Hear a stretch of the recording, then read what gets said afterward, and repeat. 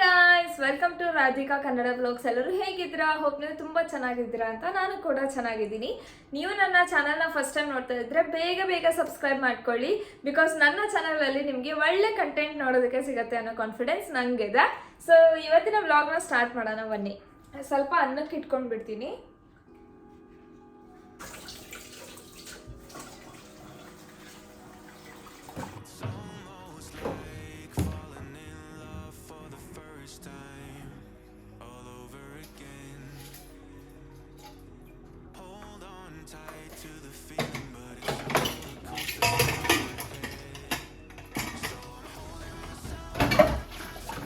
ನಾನು ಇನ್ಸ್ಟಾಗ್ರಾಮ್ಗೆ ಅಂತ ಒಂದು ವಿಡಿಯೋನ ಶೂಟ್ ಮಾಡ್ತಾ ಇದ್ದೆ. ಅವಾಗ ಅನಿಸ್ತು ನನಗೆ ಆ್ಯಕ್ಚುಲಿ ನಾನು ಇದನ್ನು ಯೂಟ್ಯೂಬಲ್ಲೂ ಕೂಡ ಹೇಳಬೇಕು ಅಂತ. ಯಾರೆಲ್ಲ ನನ್ನ ಇನ್ಸ್ಟಾಗ್ರಾಮಲ್ಲಿ ಫಾಲೋ ಮಾಡಲ್ಲ, ನೀವು ಫಾಲೋ ಮಾಡ್ಬೋದು. ನನ್ನ ಇನ್ಸ್ಟಾಗ್ರಾಮ್ ಹ್ಯಾಂಡಲ್ ಬಂದ್ಬಿಟ್ಟು ರಾಧಿಕಾ RT ಅಂತ ಇದೆ.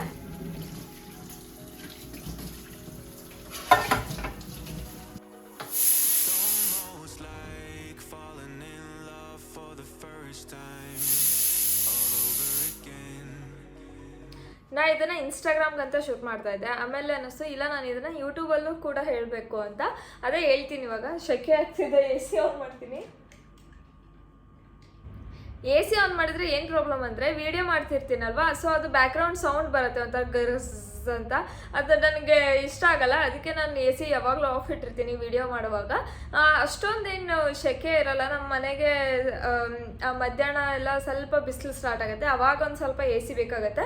ಒಂದ್ಸರಿ ಆನ್ ಮಾಡಿ ಒಂದು 10-15 ನಿಮಿಷ ಬಿಟ್ಟರೆ ಆಮೇಲೆ ಮತ್ತೆ ಆಫ್ ಮಾಡಿದರೆ ಕೂಲಾಗೇ ಇರುತ್ತೆ. ನಾವು ಡೋರ್ ಪದೇ ಓಪನ್ ಮಾಡಲ್ಲ, ಆವಾಗ ಕೂಲಾಗೇ ಇರುತ್ತೆ. ಸೊ AC ಕಾನ್ಸ್ಟೆಂಟಾಗಿ ಇಡಬೇಕು ಅಂತ ಏನಿಲ್ಲ. ಕೆಲವೊಂದ್ಸರಿ ಬಿಸಿಲು ಭಾಳ ಇದ್ದಾಗ ಬೇಕು ಅಂತ ಅನ್ಸುತ್ತೆ. ಬಟ್ ಇವಾಗ ಪರವಾಗಿಲ್ಲ, ಸ್ವಲ್ಪ ಕಮ್ಮಿ ಆಗಿದೆ ಬಿಸಿಲು. ನಾನು ಇವಾಗ ಸ್ಟೋರಿ ಏನಾಯ್ತು ಅಂತ ಹೇಳ್ತೀನಿ, ಆಯ್ತಾ? ಇದು ನನಗೆ 1 ಮಂತ್ ಬ್ಯಾಕ್ ಎಕ್ಸ್ಪೀರಿಯನ್ಸ್ ಆಗಿದ್ದು. ಏನಾಗಿತ್ತು ಅಂತ ಹೇಳ್ತೀನಿ. ನಾನು ಆಫೀಸಲ್ಲಿ ಇದ್ದೆ. ಅವಾಗ ನಂಗೊಂದು ಕಾಲ್ ಬಂತು, ಆಯ್ತಾ? ಯೂಶಲಿ ಇವಾಗ ಕಂಪ್ನಿ ಹೆಸರೆಲ್ಲ ಆಟೋಮೆಟಿಕ್ ಆಗಿ ಪಾಪಪ್ ಆಗುತ್ತಲ್ವಾ, ಲೈಕ್ ಅಮೆಝಾನ್, ಫ್ಲಿಪ್ಕಾರ್ಟ್, ಏರ್ಟೆಲ್, ಜಿಯೋ, ಅದೆಲ್ಲ ಅದರಿಂದ ಕಾಲ್ ಬಂದಾಗ ಆಟೋಮೆಟಿಕ್ ಆಗಿ ತೋರಿಸುತ್ತೆ. ನೀವು ಅದನ್ನು ಸೇವ್ ಮಾಡೋ ಅವಶ್ಯಕತೆ ಇಲ್ಲ.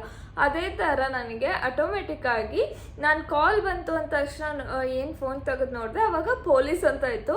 ಆ ಪೊಲೀಸ್ ಅಂತ ನೋಡಿದ ತಕ್ಷಣ ನನಗೆ ಸಡನ್ನಾಗಿ ಭಯ ಆಗಿ ಫುಲ್ ಫ್ಲ್ಯಾಶ್ ಬ್ಯಾಕ್ ಹೋಗ್ತಾ ಇದ್ದೆ.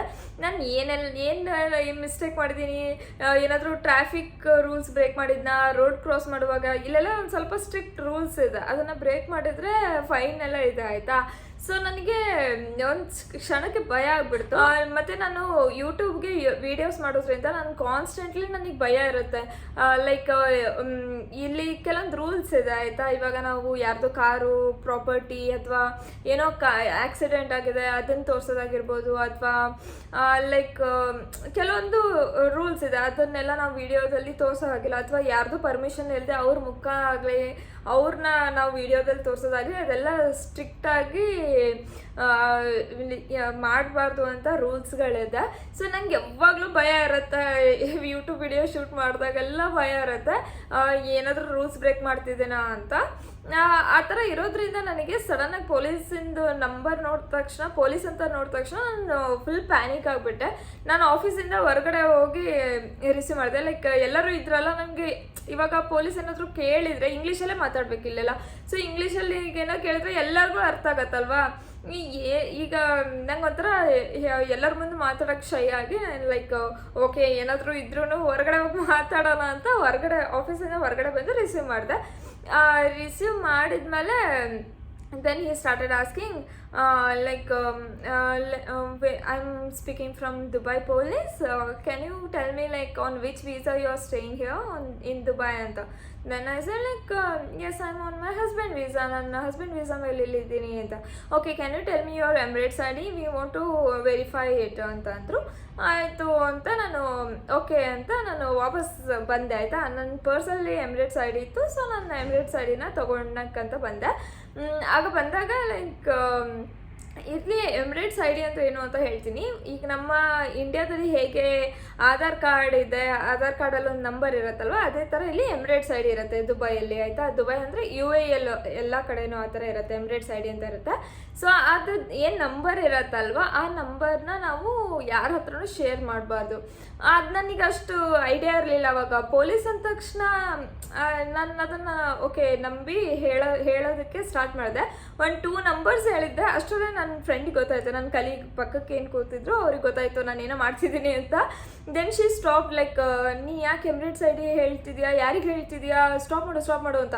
ನನಗೆ ಅವಳು ಜೋಕ್ ಮಾಡ್ತಿದ್ದಾಳೆ, ಲೈಕ್ ಪೊಲೀಸರು ಈ ಥರ ಕಾಲಲ್ಲಿ ಇವಳು ಯಾಕೆ ಈ ಥರ ಆಡ್ತಿದ್ದಾಳೆ, ವೇಟ್ ಮಾಡು ನಾನು ಇಲ್ಲೇನೋ ಪೊಲೀಸ್ ಹತ್ರ ಮಾತಾಡ್ತಿದ್ದೇನೆ ಅನ್ನೋ ಥರ ನನಗೆ ಫೀಲು.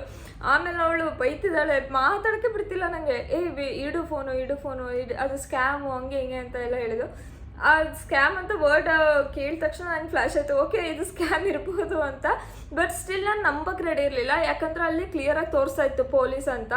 ಅದು ಫೋನ್ ಪದೇ ಕಟ್ ಆಗ್ತಾ ಇತ್ತು ಇನ್ ಬಿಟ್ವೀನ್. ಅವಾಗೂ ಅವ್ರು ಕಾಲ್ ಮಾಡಿ ನನಗೆ, don't cut the call madam, it's not a joke, we are from Dubai police, ಹಂಗೆ ಹಿಂಗೆ ಅಂತೆಲ್ಲ ಹೇಳ್ತಿದ್ರು. ಆವಾಗ ಇನ್ನೊಬ್ರು ಕಲೀಗೆಲ್ಲ ಇದ್ರಲ್ಲ, ಅವರೆಲ್ಲ ಹೇಳಿದರು ಅದು ಸ್ಕ್ಯಾಮ್ ನಡೀತಾ ಇದೆ ಇವಾಗ, ಆ ಥರ ಎಲ್ಲ ನೀನು ಯಾರ ಹತ್ರನೂ ಎಮಿರೇಟ್ಸ್ ಐ ಡಿ ಹೇಳ್ಬಾರ್ದು ಅಂತ. ಮತ್ತೆ ಕಾಲ್ ಬರೋಕ್ಕೆ ಸ್ಟಾರ್ಟ್ ಆಯಿತು. ಅವಾಗ ಅವರೇ ರಿಸೀವ್ ಮಾಡಿ ಕೇಳಿದರು, ಲೈಕ್ ಏನಕ್ಕೆ ಕಾಲ್ ನಂಬರ್ ಕೇಳ್ತಿದ್ದೀರಾ ಅಂತ. ದೆನ್ ದೇಸ್ ಲೈಕ್ ನಾವು ವೆರಿಫೈ ಮಾಡಬೇಕು, ಪ್ಲೀಸ್ ಹೇಳಿ ನಂಬರ್ ಅಂತ.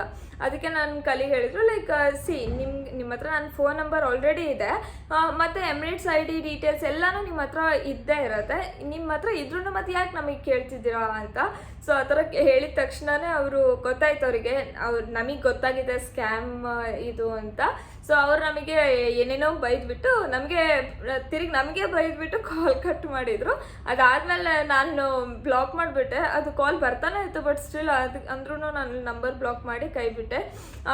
ನನಗೆ ಫುಲ್ ಭಯ, ಅಂದರು ಇದು ಸ್ಕ್ಯಾಮ್ ಅಂತ ಅವರೆಲ್ಲ ಅಷ್ಟು ಹೇಳಿದ್ರು, ನಂಗೆ ಸ್ಟಿಲ್ ಭಯ, ನಿಜ ಪೊಲೀಸ್ ಆದರೆ ಏನು ಮಾಡೋದು ಅಂತ. ಅವಾಗ ಅವರೆಲ್ಲ ಹೇಳ್ತಿದ್ರು, ಇಲ್ಲಿ Dubai police like very soft ಆಗಿದ್ದಾರೆ, ನೀವು ಯಾರೂ ಆ ಥರ ಫೋನ್ ಮಾಡಿ ಎಮಿರೇಟ್ಸ್ ಐ ಡಿ ಡೀಟೇಲ್ಸ್ ಎಲ್ಲ ಕೇಳಲ್ಲ, ಸೊ ನೀನು ಯಾರಿಗೂ ಆ ಥರ ಇನ್ಮೇಲಿಂದ ಕೊಡೋಕೆ ಹೋಗ್ಬೇಡ ಅಂತ. ಆಮೇಲೆ ನನ್ನ ಹಸ್ಬೆಂಡಿಗೆ ಕಾಲ್ ಮಾಡಿ ಹೇಳಿದೆ ಈ ಥರ ಎಲ್ಲ ಆಯಿತು ಅಂತ. ಸೊ ಅವರು ಬೈತಾಯಿದ್ರು, ಇಲ್ಲ ಆ ಥರ ಯಾರಿಗೂ ಹೇಳ್ಬೇಡ, ಅದೆಲ್ಲ ಸ್ಕ್ಯಾಮು ಅಂತ. ಅವ್ರು ಹೇಳಿದ್ಮೇಲೆ ನನಗೆ ಓಕೆ ಅಂತ ಸಮಾಧಾನ ಆಯಿತು. ಸೊ ಇದು ನನಗೆ ಇಲ್ಲಿ ಅನುಭವ ಆಗಿದ್ದು. ನೀವೇನಾದರೂ ದುಬೈಯಲ್ಲಿದ್ದರೆ ಅಥವಾ ನಿಮ್ಮ ಫ್ರೆಂಡ್ಸ್ ಅಥವಾ ಫ್ಯಾಮಿಲಿ ಮೆಂಬರ್ಸ್ ಯಾರಾದರೂ ದುಬೈಯಲ್ಲಿದ್ದರೆ ಅವರಿಗೆ ಈ ವಿಡಿಯೋನ ಶೇರ್ ಮಾಡಿ, ಅವ್ರಿಗೂ ಹೆಲ್ಪ್ ಆಗುತ್ತೆ. ಹೊಸದಾಗಿ ನಾವು ಬೇರೆ ಕಂಟ್ರಿಗೆ ಹೋದಾಗ ಅಲ್ಲಿ ಅಷ್ಟು ಐಡಿಯಾ ಇರಲ್ಲ. ಅದರಲ್ಲೂ ನಾವು ಇಂಡಿಯಾದಲ್ಲೆಲ್ಲ ಇದ್ದಾಗ ಗೊತ್ತಿರುತ್ತೆ, ಬ್ಯಾಂಕ್ ಡೀಟೇಲ್ಸ್ ಎಲ್ಲ ಕೇಳ್ತಾರೆ, OTP ಕೇಳ್ತಾರೆ, ಅದೆಲ್ಲ ಹೇಳ್ಬಾರ್ದು ಅಂತ ಎಲ್ಲ ಗೊತ್ತಿರುತ್ತೆ. ಇವಾಗ ಇಂಡಿಯಾದಲ್ಲಿ ಆಧಾರ್ ಕಾರ್ಡ್ ನಂಬರ್ ಕೇಳಿದ್ರೆ ಡೆಫಿನೆಟ್ಲಿ ನಾನು ಹೇಳ್ತಿರ್ಲಿಲ್ಲ. ಬಟ್ ಇಲ್ಲಿ ನಮಗೆ ಗೊತ್ತಿಲ್ಲ ಅಲ್ವಾ ಇಲ್ಲಿ ಹೇಗಿರುತ್ತೆ ಏನು ಅಂತ. ಸೊ ನಾನು ಅದರಲ್ಲಿ ಆ ಟ್ರ್ಯಾಪಲ್ಲಿ ಬೀಳ್ತಾ ಇದ್ದೆ. ಬಟ್ ಸಂಹೌ ಲೈಕ್ ಏನೂ ಆಗಲಿಲ್ಲ ಕೊನೆಗೆ. ಸೊ ಇದು ನನ್ನ ಎಕ್ಸ್ಪೀರಿಯನ್ಸ್ ಆಗಿತ್ತು. ನೋಡಿ, ರೈಸ್ ರೆಡಿ ಆಯಿತು. ಸ್ವಲ್ಪ ನಿನ್ನೆ ಮಾಡಿರೋ ಹೀರೆಕಾಯಿ ಪಲ್ಯನೇ ಇನ್ನೂ ಇತ್ತು, ಅದಕ್ಕೆ ನಾನು ಸಾಂಬಾರೆಲ್ಲ ಮಾಡ್ಕೊಂಡಿಲ್ಲ. ಅನ್ನ ತುಪ್ಪ ಅಂತೂ ನನಗೆ ಫೇವ್ರೇಟ್. ಸೊ ಅನ್ನ ತುಪ್ಪ ಮತ್ತು ಉಪ್ಪಿನಕಾಯಿ ಮತ್ತು ಹೀರೆಕಾಯಿ ಪಲ್ಯ ಜೊತೆನೇ ಊಟ ಮಾಡ್ತಾಯಿದ್ದೀನಿ.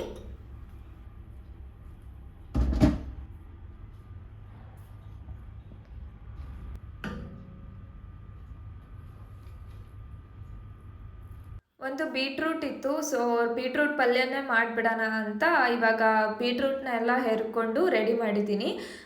ಇವಾಗ ನೋಡಿ ಉಳ್ಳಾಗಡ್ಡಿ ಮೆಣಸಿನ್ಕಾಯಿ ಎಲ್ಲ ಕಟ್ ಮಾಡ್ತಾಯಿದ್ದೀನಿ. ಇವಾಗ ಪಲ್ಯ ಮಾಡಬೇಕು. ಇದಾದಮೇಲೆ ನಾನು ನಿಮಗೆ ನಾನ್ ಸ್ಟಿಕ್ಕಿ ಸಾಬುದಾನಿ ಖಿಚಡಿ ಹೇಗೆ ಮಾಡೋದು ಅಂತ ತೋರಿಸ್ಕೊಡ್ತೀನಿ. ತುಂಬ ಚೆನ್ನಾಗಿ ಬಂದಿದೆ. ಸೊ ವಿಡಿಯೋನ ಎಂಡ್ವರೆಗೂ ನೋಡಿ. ಇವಾಗ ಟೈಮ್ ಅರೌಂಡ್ 6 o'clock ಆಗಿದೆ. ನಾನು ನಿನ್ನೆ ಇದು ಸಾಬುದಾನಿನ ನೆನೆ ಹಾಕಿದ್ದೆ.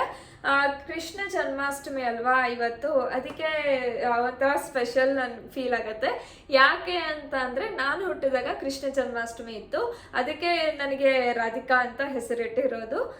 ಮತ್ತು ಕೃಷ್ಣ ಜನ್ಮಾಷ್ಟಮಿ ದಿನ ಯೂಶಲಿ ಏನಾದರೂ ಸ್ವೀಟ್ ಅದು ಮಾಡಿ ಶೀರಾ ಆ ಥರ ಎಲ್ಲ ಮಾಡಿ ಕೃಷ್ಣ ಜನ್ಮಾಷ್ಟಮಿನ ಸೆಲೆಬ್ರೇಟ್ ಮಾಡ್ತಿದ್ದೆ. ಬಟ್ ಈ ಸಾರಿ ನಾನು ಸ್ವೀಟ್ ಮಾಡೋಣ ಅಂತಾನೆ ಸಾಬುದಾನಿ ನೆನೆ ಹಾಕಿದ್ದೆ. ಬಟ್ ಇವಾಗ ಇನ್ನೊಂದು 7-8 ದಿನದಲ್ಲಿ ಇಂಡಿಯಾಗೆ ಹೋಗ್ತೀವಿ. ಅವಾಗ ಬರೀ ಸ್ವೀಟ್ ತಿನ್ನೋದೇ ಆಗತ್ತೆ. ಹೆಂಗಿದ್ರು ಹಬ್ಬ, ಗಣಪತಿ ಹಬ್ಬ ಇರುತ್ತೆ, ಸ್ವೀಟ್ ತಿನ್ನೋದೇ ಜಾಸ್ತಿ ಆಗತ್ತೆ. ಮತ್ತೆ ಇವಾಗೂ ಸ್ವೀಟು ಬೇಡವೇ ಬೇಡ ಅಂತ ಜಸ್ಟ್ ಕಿಚಡಿ ಮಾಡ್ತಾ ಇದ್ದೀನಿ. ನನಗೆ ಸ್ವೀಟ್ ಇಷ್ಟ, ಇವ್ರೇನು ನಮ್ಮ ಮನೆಯವ್ರು ಅಷ್ಟೊಂದು ಸ್ವೀಟ್ ಏನು ಇಷ್ಟಪಟ್ಟೇನು ತಿನ್ನಲ್ಲ. ಸೊ ಸ್ವೀಟ್ ಏನು ಬೇಡ ಅಂತ ಜಸ್ಟ್ ಕಿಚಡಿ ಮಾಡೋಣ ಅಂದ್ಕೊಂಡಿದ್ದೀನಿ. ನನಗೆ ಸಾಬುದಾನಿ ಕಿಚಡಿನೇ ತುಂಬ ಇಷ್ಟ ಆಗುತ್ತೆ. ಸ್ವೀಟ್ ಸ್ವಲ್ಪ ಮಾತ್ರ ಇದೆ, ಇಷ್ಟೇ ಇತ್ತು. ಲಾಸ್ಟ್ ಅದು ಖಾಲಿ ಮಾಡಿಬಿಡೋಣ, ಮತ್ತು ಊರಿಗೆ ಹೋದಾಗ ತೊಗೊಂಬಂದ್ರಾಯ್ತು ಅಂತ ಎಷ್ಟಿತ್ತು ಎಲ್ಲನೂ ನೆನೆ ಹಾಕಿದ್ದೆ. ಸೊ ಇವತ್ತು ನಾನು ನಿಮಗೆ ನಾನ್ ಸ್ಟಿಕ್ಕಿ ಕಿಚಡಿ ಹೇಗೆ ಮಾಡೋದು ಅಂತ ತೋರಿಸ್ಕೊಡ್ತೀನಿ. ಸೊ ನೋಡಿ, ಇಲ್ಲಿ ಆಲ್ರೆಡಿ ಇದು ಹುರಿದಿಟ್ಕೊಂಡಿರೋ ಏನಿದು ಶೇಂಗಾ ಇದೆ. ಕೂಲ್ ಡೌನ್ ಆದಮೇಲೆ ಇದನ್ನು ಮಿಕ್ಸಿ ಹಾಕೋಬೇಕು. ಜಾಸ್ತಿ ಏನು ತೊಗೊಂಡಿಲ್ಲ, ಸ್ವಲ್ಪ ಮಾತ್ರ ತೊಗೊಂಡಿದ್ದೀನಿ. ಇಷ್ಟು ಇದನ್ನು ಮಿಕ್ಸಿ ಹಾಕ್ಕೊಳ್ತಾ ಇದ್ದೀನಿ ಇವಾಗ.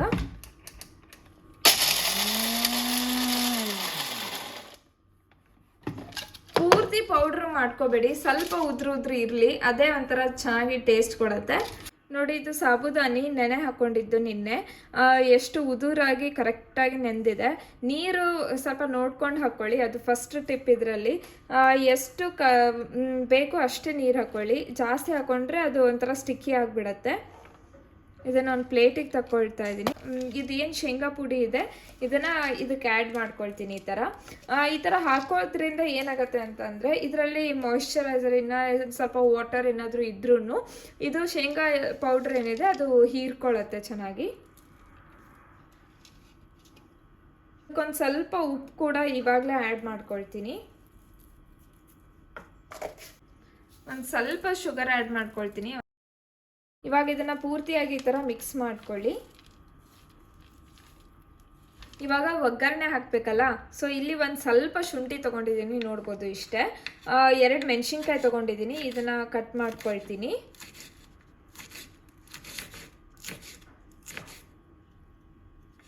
ಮತ್ತು ಒಂದು ಎಳೆ ಕರಿಬೇವು ತೊಗೊಂಡಿದ್ದೀನಿ. ಇದಕ್ಕೆ ಸ್ವಲ್ಪ ಜೀರಿಗೆ ಬೇಕು, ಮತ್ತು ತುಪ್ಪ ತೊಗೊಂಡಿದ್ದೀನಿ. ಇಲ್ಲಿ ಬಾಳ್ಗೆಯಲ್ಲಿ ಇವಾಗ ತುಪ್ಪ ಹಾಕೊಳ್ತಾ ಇದ್ದೀನಿ.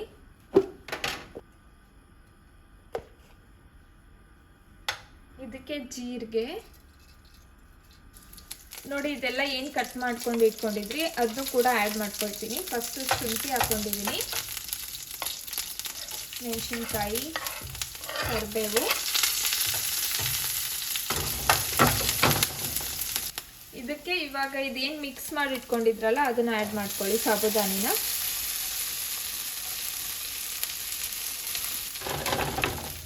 ಇದನ್ನು ಈ ಥರ ಕೈಯಾಡಿಸ್ತಾನೆ ಇರಬೇಕು, ಇಲ್ಲಾಂದರೆ ಸ್ಟಿಕ್ಕಿ ಆಗಿಬಿಡತ್ತೆ.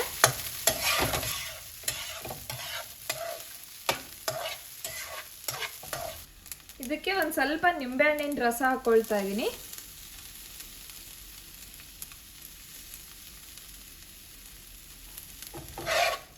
ನೋಡಿ, ಇವಾಗ ವೈಟ್ ಕಲರ್ ಇತ್ತಲ್ವಾ, ಸ್ವಲ್ಪ ಟ್ರಾನ್ಸ್ಪರೆಂಟಾಗಿ ಕಾಣುತ್ತೆ, ಅವಾಗ ಗೊತ್ತಾಗತ್ತೆ ನಿಮಗೆ ಇದು ರೆಡಿ ಆಗಿದೆ ಅಂತ.